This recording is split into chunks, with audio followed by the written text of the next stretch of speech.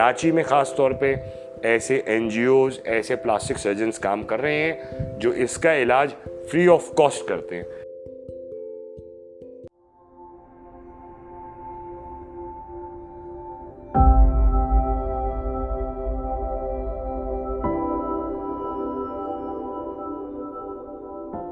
बिस्मिल्लाहिर्रहमानिर्रहीम। मेरा नाम डॉक्टर बसालत हुसैन है। मेरा ताल्लुक़ प्लास्टिक सर्जरी से डिपार्टमेंट से है और मैं दारुल सेहत अस्पताल से मुंसलिक हूँ। प्लास्टिक सर्जरी असल में खाल से रिलेटेड की सर्जरी को कहा जाता है। इसके अंदर बर्न्स भी आता है और हैंड भी आती है, जले हुए जो होते हैं उनका आता है, और कुछ रिकन्स्ट्रक्शन भी आती है, जैसे कि जो कैंसर वगैरह की वजह से जो निकाल दिए जाते हैं आज़ा ख़राब होकर, उनको दोबारा से उसी तरीके का बनाने की कोशिश इसको ये प्लास्टिक सर्जरी के डोमेन में आता है। आज हम जिस चीज़ पे बात कर रहे हैं वो है कटे हुए होंठ और तालू, जो कि एक बहुत इतना तो कॉमन नहीं है, मगर कुछ फैमिलीज़ हैं जिसके अंदर ये रन करता है। फैमिली रन इसका बिल्कुल मौजूद है। कज़न मैरिजेस या करीबी रिलेशन की मैरिजेस के अंदर अमूमन ये थोड़ा कॉमन होता है, और हमारे यहाँ इसके बारे में बहुत अजीब सी मिथ पाई जाती हैं। मिथ ये कि वो चांद गिरहन की वक्त हामला खातून बाहर चली गई तो इस वजह से ये हो गया, और इसको एक नुक्स और एक अजीब ही तरह का वो समझा जाता है, जबकि ये नुक्स तो है मगर ये रिपेयरेबल है, इसका इलाज किया जा सके। और अब हमारे पास माशाल्लाह से बेहतरीन सेंटर्स मौजूद हैं कराची, पाकिस्तान में भी हर जगह पे, और ख़ास तौर पे कराची के अंदर, जो इसके काफ़ी पेचीदा उनको भी डील करते हैं और बहुत अच्छे तरीके से एक नॉर्मल लाइफ की तरफ मरीज़ को रवाना कर देते हैं। अब इसके अंदर ये एक होता है जो क्लासिफिकेशन है, वो तो बड़ी वाइड टर्मिनोलॉजी के ऊपर डिपेंड करती है, मगर ये कि जो आम फहम है वो ये कि कभी ये कटा हुआ होंठ जो है वो कभी इनकम्प्लीट होता है और कभी कंप्लीट होता है, यानी नाक तक वो जा रहा होता है। इसकी वजह से बच्चा अमूमन अपनी जो माँ का दूध है वो ठीक से नहीं पी पाता है, और अगर तालू के अंदर भी सुराख होता है तो फिर भी माँ का दूध जो है वो नाक से बहना शुरू हो जाता है। इसके लिए बार बार उस बच्चे को इन्फेक्शन होने का, सीने का इन्फेक्शन होने के बहुत मुमकिन वजह होती है कि चेस्ट इन्फेक्शन बार बार होता है, क्योंकि खांसी करता है बच्चा और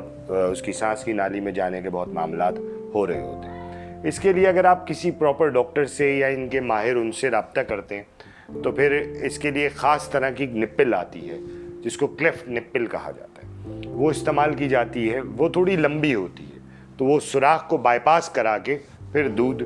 उसके मैदे तक पहुंचा देती है, हलक से मैदे तक पहुंचा देती है। तीसरी चीज़ ये कि इसका इलाज होना की एक टाइमिंग है। हमारे यहाँ जो जाहिल तबके में या ये कहें कम पढ़े लिखे लोगों में, या जिनके यहाँ तोहमात अभी तक चलती जा रही हैं, वहाँ पे इसके इलाज के अंदर बहुत देर की जाती है, जिसकी वजह से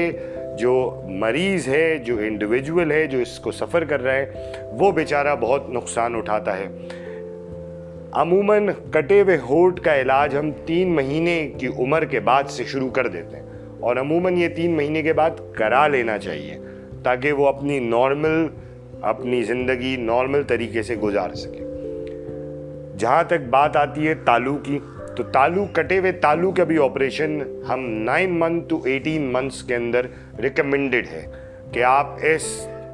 उम्र के अंदर आके इसका ऑपरेशन कर दीजिए। वजह ये होती है कि उस वक्त बच्चा बोलना शुरू कर रहा होता है, उस वक्त वो अल्फाज निकालना सीख रहा होता है, हवा का दबाव किस जगह कैसा रखना है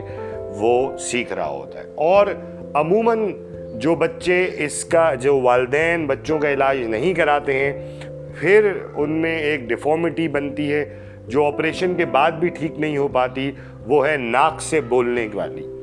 कि उन बच्चों के दिमाग में ये रीड कर लिया गया होता है कि इस तरीके से कहना है, क्योंकि पहले वो कटे हुए तालू की वजह से हवा वहाँ से लीक हो रही होती है, तो इसलिए इंसान मॉडिफाई करता है और नाक से बोलता है, जो कि एक तकरीबन परमानेंट डैमेज हो जाता है उसकी पर्सनालिटी के ऊपर, कि आप उस कटे हुए तालू का ऑपरेशन करा भी देते हैं,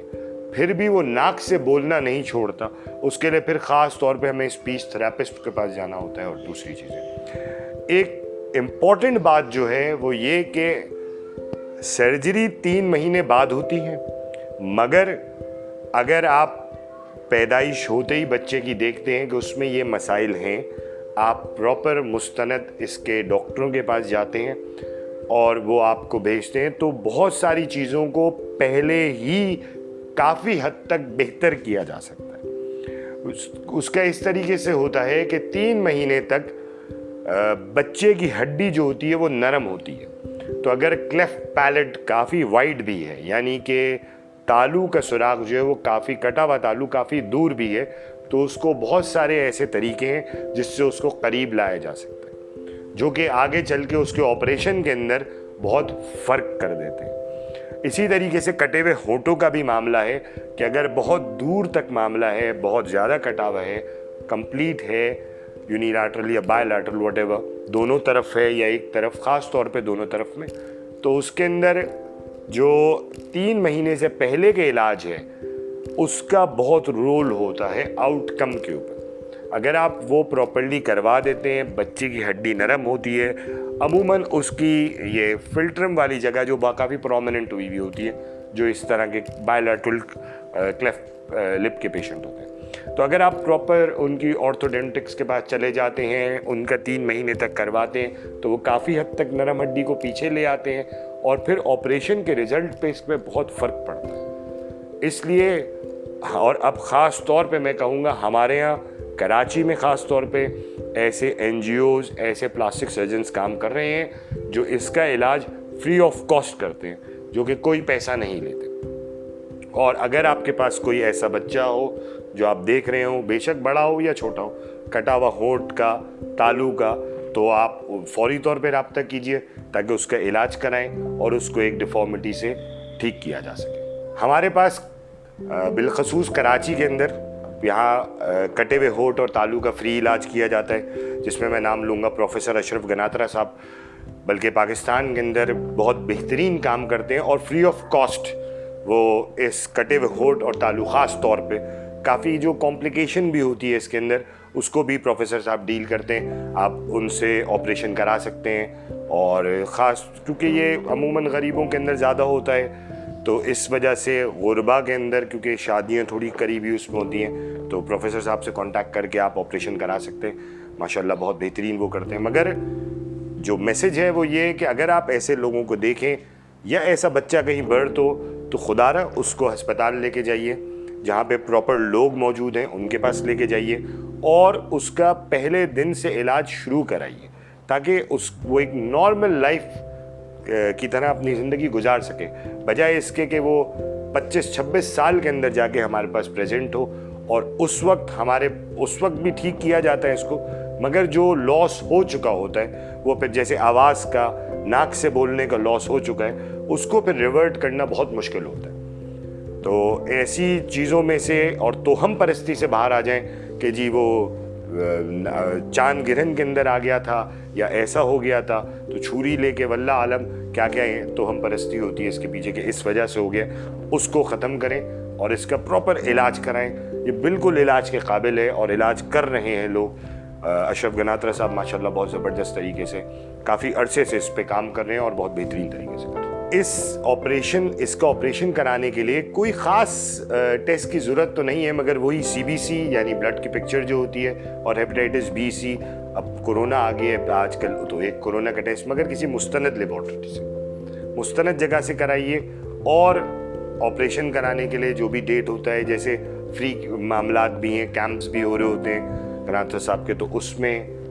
رسائی حاصل کیجئے، اس میں ہو سکتا ہے. آپ کو یہ ویڈیو کیسی لگی اس کے بارے میں ضرور ہمیں کمنٹ باکس میں بتائیے گا، اور اگر آپ ہم سے کانٹیکٹ کرنا چاہتے ہیں تو رسائی کے پلیٹ فارم سے آپ ہم سے کانٹیکٹ کر سکتے ہیں.